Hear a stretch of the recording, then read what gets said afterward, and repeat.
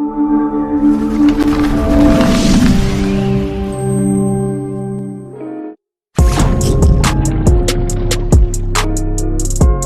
this guy, I don't want to say a scumbag, POS, piece of shit, scum of the earth, gum that I stepped on. I want to take off my sneakers because he's annoying. I'm gonna let y'all leave because I'm actually a little bit fatigued with this show. So Jay, I'm gonna let you talk about this guy, if that's cool. So this is the officer that I don't know if is he actually the one that hit her? I don't think he was the one that actually hit her, but he was. It He sounds was like the one that shot first. Mm-hmm. he was the one Because that he's shot the one first, that the got first shot. one through the door. Yeah, he ended up getting shot during the Breonna Taylor raid. He gave a little interview as to his insight on the situation.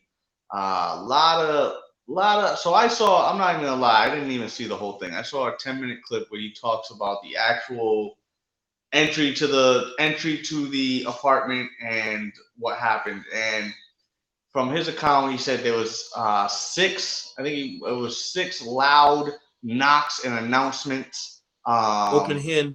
Yeah, open hand slaps on the door. Police open up. Da da da da. Like we've all seen videos of raids and shit. We know how that shit go. One, I've never seen cops sit there and do it 6 times ever. And I actually seek out shit like that, police raids and shit like that to watch them. I've never seen them give the opportunity for somebody to come open the door. That's not how a police raid works. So that's contradicting right there. Next one, he says when they do finally get through the door, her boyfriend was sitting there drawn down on him. They had the exact same stance. Mind you, supposedly she's sleeping through this entire buildup. Now, think about this. Say it goes down the way the cop says it does. Mm-hmm. People are banging at the door, yelling cops, you know what I mean? And you're worried enough to stand at your door and draw down on it. You're not gonna wake your girl up. She's not gonna just wake up. I mean, there's heavy sleepers, but you're not gonna wake her up. Yo, like something's going on. Like, come on, man. Like, there's just a lot of questionable shit that this dude's just bullshit, man. In my opinion. Yeah, there's a lot of inconsistencies with the report too. It doesn't make any sense. I don't see how, that happens that way.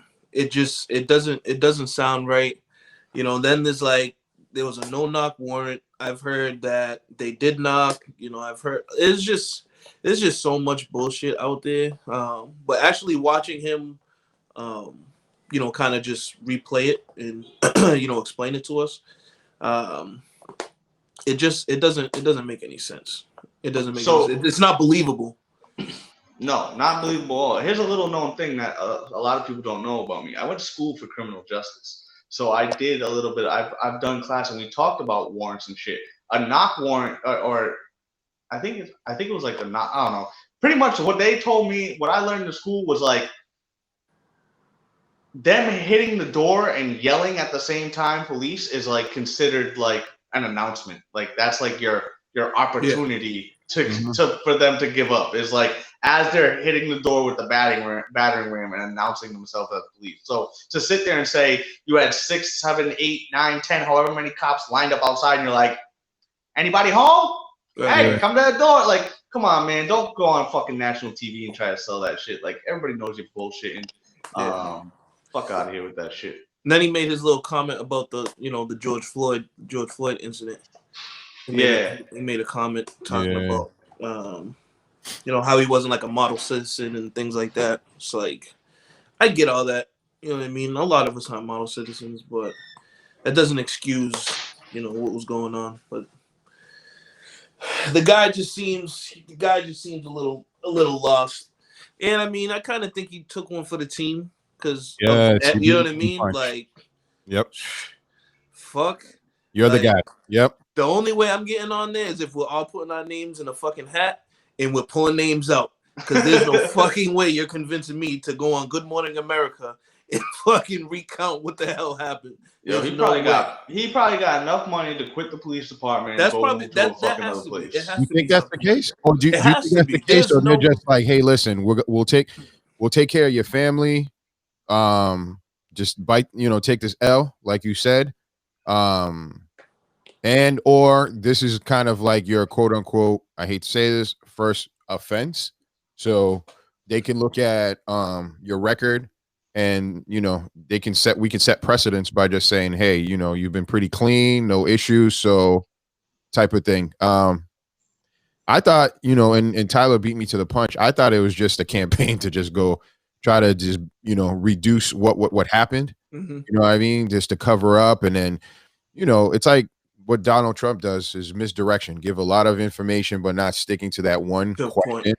Right. You know what I mean? So I hope the American people, when everybody who's watching the world, is used to this shit, because we're seeing it every day, Oh, yeah. especially with these elections. But that was pretty pathetic in my. It was pretty bad. But like I said, like you could tell he was nervous as hell. He didn't want to be there.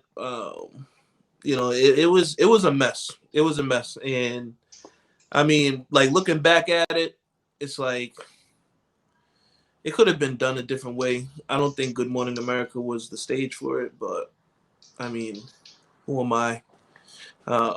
Somebody in that PR team, they were like, yeah, we're gonna do that. Yeah, but I mean, like I was surprised it didn't get, as much attention. I'm trying to and actually this was I want to put that out there. This was a topic sent in from one of our viewers. Shout out to Francesca. Okay. She actually sent that in. That was something that she wanted us to discuss and kind of get our views on. So yeah, thanks Franny B for sending that in. So you're saying that was a viewer's request? Yep, that was a viewer's request.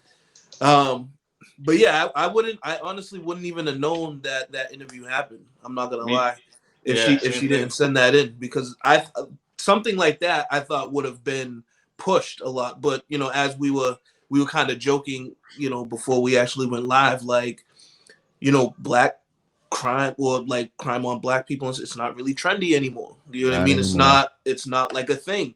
So it's kind of, as I've said, for those people that know me, as there's times where it's important and then we just allow it not to be. So well, it's also kind of like that. The agenda of that whole case, anyway, is kind of just sweep it under the rug and hope it goes away. Right, I mean, right. Same type of narrative. Point. Same thing. That's a great point. Great point. Everybody's a little busy, and with the election, with Corona, with their lives, seeing if you're not working, is there a stimulus check coming? How long are these unemployment benefits are going to last? There's a whole bunch of crap that's going on in the world, and I think, like you said. You both actually said it. Why promote it? It's like a checklist. Hey, we did do that. You guys just weren't paying attention. And then we did our nonsense. So they have an idea of what this is in their first run at it. You know what I mean? So I don't know. Maybe how if you're cooking something, or Tyler, being a baker, you can tell me.